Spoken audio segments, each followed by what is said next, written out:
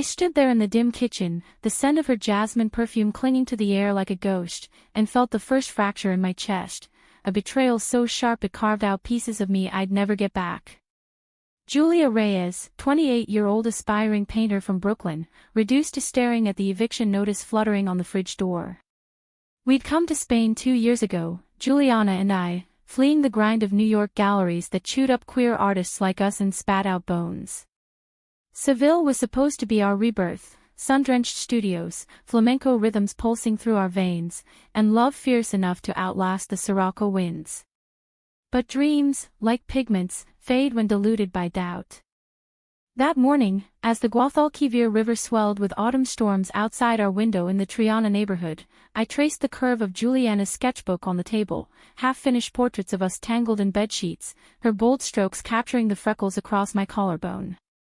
She was the talent, the one whose oils hung in underground exhibits from Madrid to Malaga.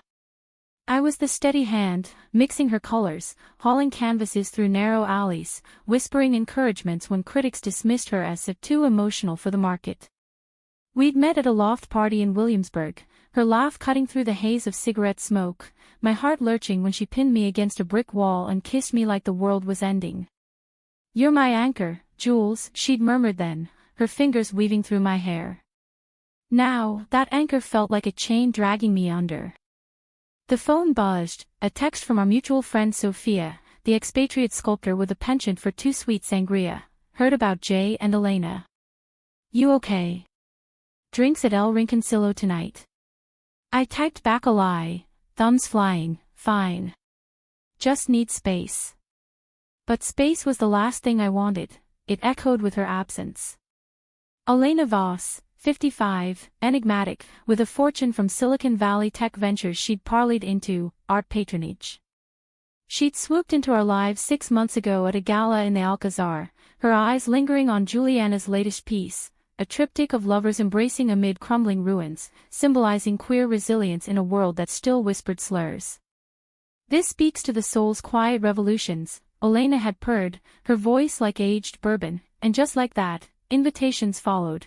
Private dinners, studio visits, funding promises that made Juliana's eyes sparkle in ways I hadn't seen since our first summer in Andalusia. I grabbed my coat, the one Juliana had mended with mismatched threads after a bar fight in Granada, and stormed out into the downpour. The streets of Triana were alive with the clamor of market vendors hawking olives and chorizo, but I barely registered the splashes under my boots. My mind replayed the argument from 2 nights ago, her pacing the living room, lit by the flicker of our thrift store lamp, confessing how Elena's vision could launch her to international acclaim. "It's not about the money, Jules, it's security. We could have a real life, not this scraping by." Her words had sliced deeper than any critic's review. Security. We'd built our life on stolen moments, picnics by the river where she'd feed me grapes, her laughter bubbling like kava, midnight walks through the Barrio Santa Cruz, hands intertwined against the chill, dreaming of a gallery show that would scream our love to the world. But doubt had crept in like ivy on our walls, fueled by my stalled career and her rising star. By midday, I found myself at the Seville Cathedral, its Gothic spires piercing the gray sky like accusatory fingers. Tourists milled about, snapping photos of the Giralda Tower, oblivious to the storm raging inside me. I slipped into a shadowed alcove, the air thick with incense and whispered prayers, and sank onto a worn pew. Juliana and I had come here on our anniversary, her head on my shoulder as we watched sunlight filter through stained glass, painting rainbows on the stone floor. "This is eternal," she'd said, tracing a heart in the dust with her shoe. Eternal. The word tasted like ash now. My phone lit up again, this time, a voicemail from Juliana. Her voice, husky from crying, "Jules, I didn't mean for it to happen like this. Elena. She sees me. Really sees the artist I could be. Meet me at the plaza tonight. We need to talk." My grip tightened, knuckles widening. See her. I'd spent years seeing every inch of her soul, the way her brows furrowed when inspiration struck, the soft hum she made while stirring paella, the vulnerability in her eyes after a nightmare about her conservative Texas family disowning her for loving me. And now, Some venture capitalist with a penthouse in Marbella saw her better. Rage boiled up, hot and unfamiliar, mingling with the grief that clawed at my throat. That evening, as twilight bled into the sky over Plaza de España, I waited under the tiled bridges, the Moorish azulejos reflecting fractured hues of blue and gold.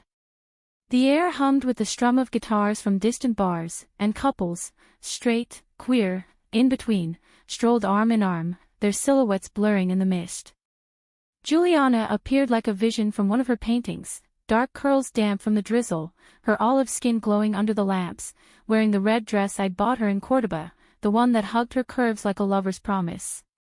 She was 30 now, still carrying that effortless grace from her days as a barista in Austin, before art school, and I swept her into this whirlwind. "Jules," as she breathed, reaching for my hand. I pulled back, the rejection stinging like salt in a wound. "Don't," I said, my voice steadier than I felt. "You made your choice." Her eyes, those deep pools of mahogany that had drowned me twice over, welled up. "It's not that simple. Elena's offering a solo show in New York, my work in MoMA's orbit. We could go together. You could paint again, without worrying about rent. Go together." I laughed, bitter and hollow, echoing off the tiled benches. "You think I want to tag along as your plus one to her empire? Watch you light up for her funding while I fade into the background?" She flinched, stepping closer, the scent of her perfume, jasmine and sandalwood, wrapping around me like chains. "You're not fading. You're everything. This is for us. For us." The words exploded from me, raw and unfiltered. "You packed your bags while I was out buying turpentine, left a note like some coward's farewell. Follow your light, mi amor." "What light, Juliana?" "The one that led you straight to her bed." Her face crumpled, hands twisting the hem of her dress. "It wasn't. We haven't. God, Jules, I love you. But love doesn't pay the bills or silence the voices saying I'm not enough." I wanted to scream, to shake her until the truth tumbled out, but instead, I pulled the folded letter from my pocket, the one I'd found tucked in her sketchbook that afternoon. "Elena's stationery, embossed with gold filigree, my dearest Juliana, your fire ignites worlds I thought long extinguished. Join me in Marbella this weekend, let's paint futures unbound by doubt." My stomach had roiled reading it, the intimacy leaping off the page like brushstrokes too bold for subtlety. "Explain this," I demanded, thrusting it at her. Raindrops dotted the ink, blurring the edges. She scanned it, color draining from her cheeks. "It's nothing. Business. Business." I snatched it back, my voice rising, drawing glances from passers-by. A family with wide-eyed kids, an elderly couple sharing a churro. "This is seduction wrapped in sponsorship. She's not just funding your art, Jay. She's buying you, piece by passionate piece." Tears carved tracks down her face, mixing with the rain. "You don't understand. My family's cut me off, galleries laugh me out. Elena believes in me. And I don't." The question hung between us, heavy as the cathedral bells tolling in the distance.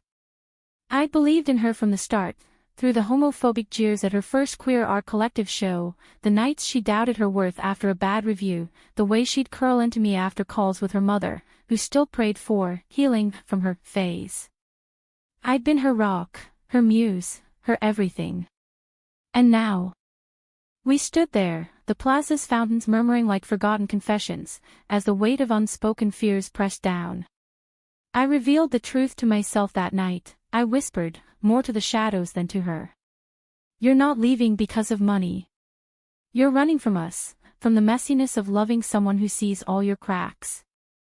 She reached for me again, but I stepped back, the distance between us widening like a chasm in the earth.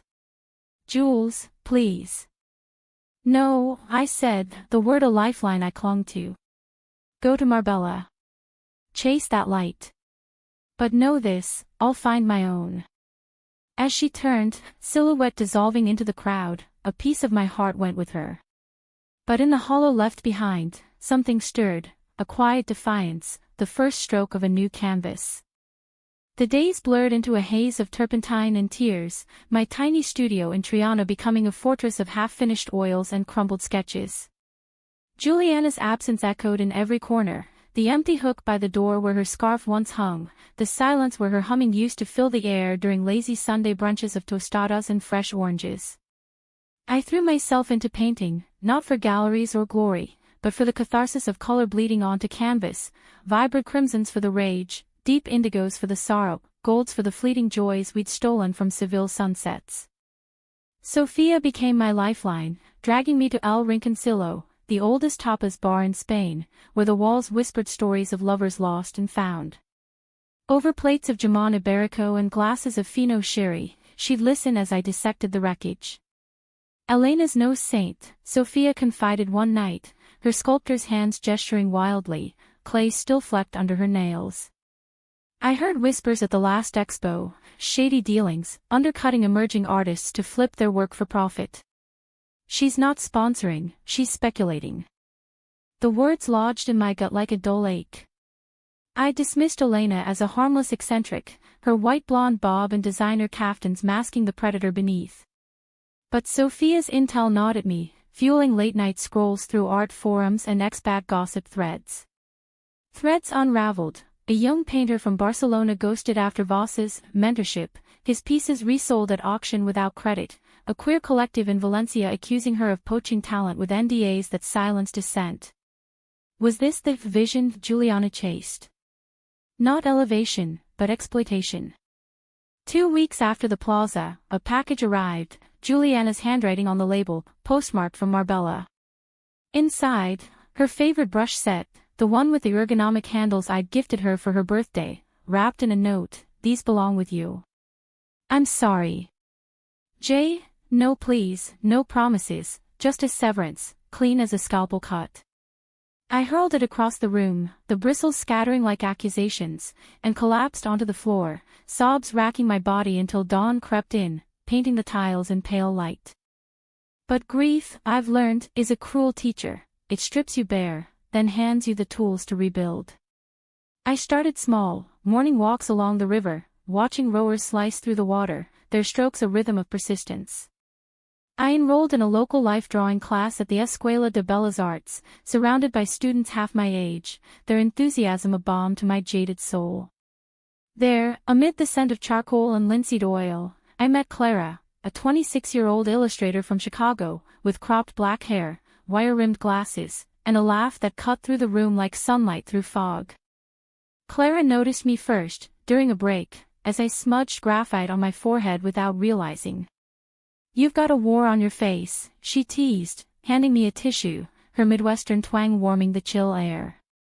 We talked about the masters, the markets, the madness of loving art more than sense. She was here on a Fulbright, sketching street scenes for a graphic novel on Andalusian folklore, her queer identity woven into tales of defiant heroines. No drama, no demands, just easy camaraderie, the kind that reminded me love didn't always have to be a tempest. As autumn deepened, leaves turning to fire along the Alcazar gardens, Clara and I fell into a rhythm, shared espressos at corner cafes, her sketching my profile while I painted her hands, strong, ink-stained, alive with stories. She listened without judgment when I finally unburdened about Juliana, not prying for details but offering quiet affirmations. "Betrayal's just a plot twist, Julia. The real story's what comes after."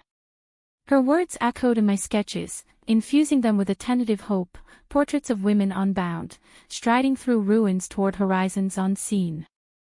Yet Juliana lingered like a half-erased line on my canvas. A month in, she texted, "Saw your latest on Insta. It's breathtaking. Can we talk?" I'd posted a series from the class, abstract nudes evoking vulnerability and strength, and her message hit like a rogue wave. I stared at the screen, thumb hovering, before typing, "Not yet." Pride, fragile as fresco, held me back. But curiosity, and that stubborn thread of love, pulled me toward confrontation. I agreed to meet at the Metropole Parasols, the umbrella-filled cafe in the Maria Luisa Park, where tiled bridges arched over koi ponds like lovers' arches. The air was crisp, scented with jasmine hedges and distant chestnuts roasting, families picnicking under the cerulean sky. Juliana arrived early, seated at a wrought iron table, her curls tied back with a scarf, looking thinner, wearier than I remembered. The red dress was gone, she wore jeans and a simple sweater, the artist I'd fallen for peeking through the polish Elena had tried to buff away. "You look free," she said as I approached, her smile tentative, eyes searching mine for the anger she'd earned. "Surviving," I replied, sliding into the chair, ordering a café con leche to steady my hands. We danced around the edges, her show in prep, my class breakthroughs, the weather's whims.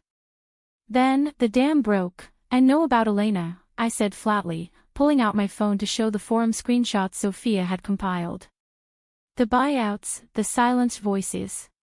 She's not your patron, she's a vulture in velvet." Juliana's face paled, fork pausing mid-air over her ensaladilla russa. "What? No, that's not." She promised transparency. "Promises from wolves sound like poetry," I shot back, the words honed sharp by weeks of rehearsal in my mind. "You were so desperate for validation, Jay, you ignored the hooks in her words. And me? I was right here, offering the real thing, flawed, fierce, forever." Tears brimmed again, but this time, anger flickered beneath. "You think I don't know I screwed up? Every night in that sterile villa, staring at her collection, I missed you, the chaos of our kitchen, your laugh echoing off the walls.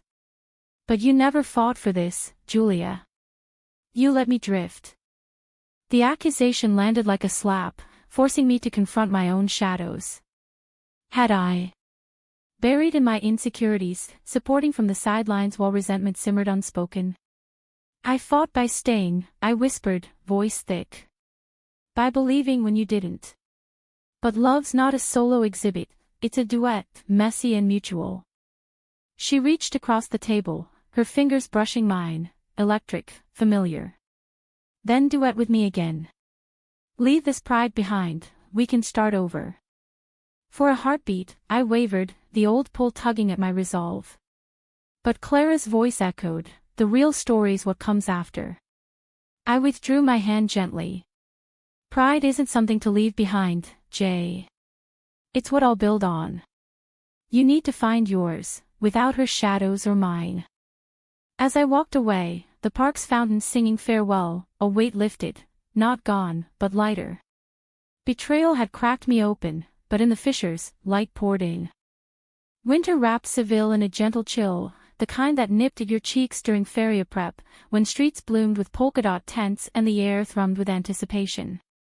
My life, once a monochrome of loss, began to layer with new hues.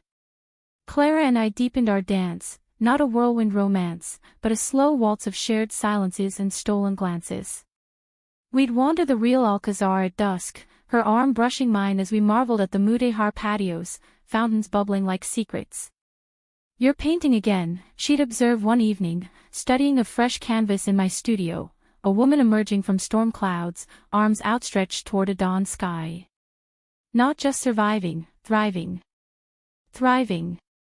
The word felt foreign, yet fitting, as invitations trickled in, a group show at a Triana gallery, scouts from Barcelona buzzing about my raw emotionality. Sophia crowed over vermouth at our weekly haunt, toasting with a clink, to phoenixes and their fabulous friends. But beneath the triumphs, Juliana's ghost whispered doubts. Her texts tapered to sporadic check-ins, "Proud of you, always," each one a barb disguised as balm. Climax brewed on a February night, during the Preferia artists' mixer at the Teatro Lope de Vega. The hall glittered with chandeliers and champagne flutes, expats and locals mingling in a tapestry of accents and ambitions. I'd entered on Clara's arm, her in a sleek black jumpsuit that accentuated her lithe frame, me in the emerald dress Juliana once called, "your warrior armor."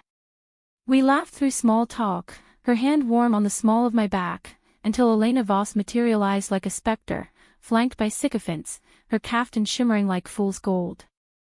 "Julia Reyes," she drawled, voice laced with that faux Californian warmth, extending a manicured hand. "Juliana speaks so highly of your support. The pause dripped condescension, her ice blue eyes appraising me like a lesser sketch. Clara tensed beside me, but I met Elena's gaze, unflinching. And you must be the collector of dreams too big for one heart. A ripple of unease through her entourage, Elena's smile tightened. Ambition requires sacrifice. Juliana understands that. Before I could retort, Juliana swept in, stunning in a crimson gown that evoked her bolder self, arm looped through a curator's. Our eyes locked across the room, a current zipping through the crowd. She excused herself, approaching with hesitant grace. Jules. You came. Wouldn't miss it, I said, nodding to Clara. This is her, my collaborator, in every sense. Juliana's gaze flicked to Clara, a flicker of something, jealousy. Regret, crossing her features. Elena, sensing the shift, inserted herself, darling, the board's waiting. Your pitch for the spring retrospective. Juliana hesitated, then turned back to me, voice low. Walk with me. Just a moment. We slipped onto the balcony, the night air crisp, stars pricking the velvet sky over the Guadalquivir. Below, the city pulsed, carriages clip-clopping, laughter spilling from bars. I ended it with Elena, she confessed, leaning on the balustrade, her breath fogging the chill. Last week. Her support came with strings, demands for exclusivity, for me to cut ties with distractions like you. I saw it then, she wasn't building me up, she was owning me. Relief warred with wariness in my chest. And now? What's the pitch? She faced me, moonlight carving shadows on her cheekbones. A joint show. You and me. Reyes and Vasquez, fractured hearts, mended strokes. It's us, Jules, our story, raw and real. No sponsors, no shortcuts. Just us. The offer hung, tempting as forbidden fruit. I thought of the years we'd poured into each other, her teaching me to flamenco dance in our kitchen, hips swaying to imagined guitars, me holding her through panic attacks after family rejections, whispering, "You're enough, me soul."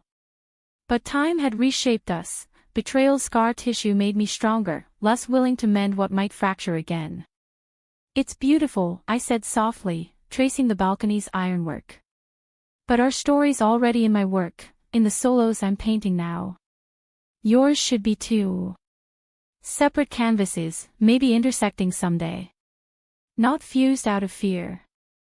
Her shoulders sagged, but understanding dawned in her eyes, a maturity we'd both earned through fire. I get it. I hurt you, and words can't erase that. But know this, you were my truth, Julia. The one I ran from because it scared me, how deep it went. We embraced then, not as lovers reclaiming, but as survivors honoring the bond that birthed us both. Her cheek warm against mine, the faint jasmine lingering like a benediction. Go shine, I murmured. I'll be watching, from my own light. Back inside, Clara waited, her smile a beacon. As Juliana vanished into the throng, I pulled Clara close, our dance resuming amid the swirl of gowns and dreams. Pride, I'd learned, wasn't rebuilt in isolation, it bloomed in the soil of self-forgiveness, watered by connections that honored without possessing. Spring unfurled in Seville like a long-held breath released. My solo exhibit, Echoes of Amber, opened in a sunlit Triana gallery, walls alive with my evolutions, lovers parting under stormy skies, solitary figures stepping into light, queer hearts rendered in strokes of defiance and grace. Critics from Madrid hailed it as a humanistic triumph, but the true validation came from Juliana's quiet presence in the back row, her nod across the crowd a silent ovation. Clara and I. We wove our worlds gently, collaborative murals for community centers, lazy afternoons sketching in the orange groves of Italica ruins, her head on my lap as we read Lorca under starlit vines. Love, in its rebuilt form, felt like this, not a blaze that consumed, but a steady hearth, warming without scorching. Juliana found her footing too, a grant from a queer arts foundation, her next series exploring betrayal's alchemy into empowerment. We crossed paths at festivals, shared toasts without tension, the scar between us fading to a faint line, a reminder of growth's cost. In the end, pride wasn't about triumph over her, or even with another, it was the quiet revolution of loving myself enough to let go, to create, to connect. Seville's rivers flowed on, carrying our stories downstream, where they merged with countless others, tales of hearts cracked open, mended not perfectly, but wholly.